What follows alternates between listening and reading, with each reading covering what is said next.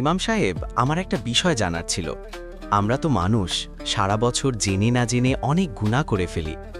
এই পবিত্র রমজান মাসে কি আমাদের সেসব গুনাহমোচনের কোনো বিশেষ উপায় আছে? অবশ্যই আছে আব্দুল্লাহ, এটি তো রহমত ও মাগফেরাতের মাস।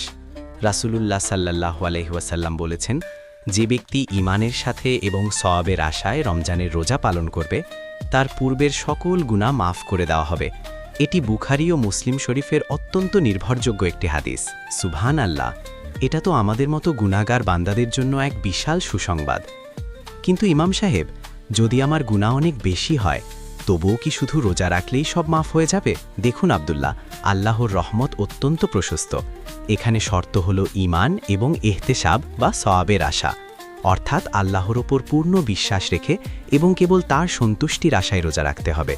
সেই সাথে অতীতের ভুলের জন্য অনুতপ্ত হয়ে খাঁটি মনে তওবা করলে আল্লাহ পাহাড় সমান গুনাহও ক্ষমা করে দিতে পারেন। আচ্ছা ইমাম সাহেব, রোজা রাখার পাশাপাশি আর বিশেষ কি করলে আমরা এই ক্ষমা দ্রুত পেতে পারি? রোজার পাশাপাশি বেশি বেশি ইস্তেগফার বা ক্ষমা প্রার্থনা করা এবং রাতের বেলা কিয়ামুল লাইল বা তারাবি পড়া। রাসূল সাল্লাল্লাহু আলাইহি ওয়াসাল্লাম রাতের ইবাদতের ক্ষেত্রেও একই রকম গুনাহ মাফের সুসংবাদ দিয়েছেন। অনেক ধন্যবাদ ইমাম সাহেব, আপনার কথায় মনে অনেক শান্তি পেলাম। দর্শক বন্ধুরা, এই রমজানে আসুন আমরা সবাই খাঁটি মনে আল্লাহর কাছে তওবা করি এবং নিজেদের গুনাহ মাফ করিয়ে নেই। আল্লাহ আমাদের সবাইকে মাফ করুন, আমিন।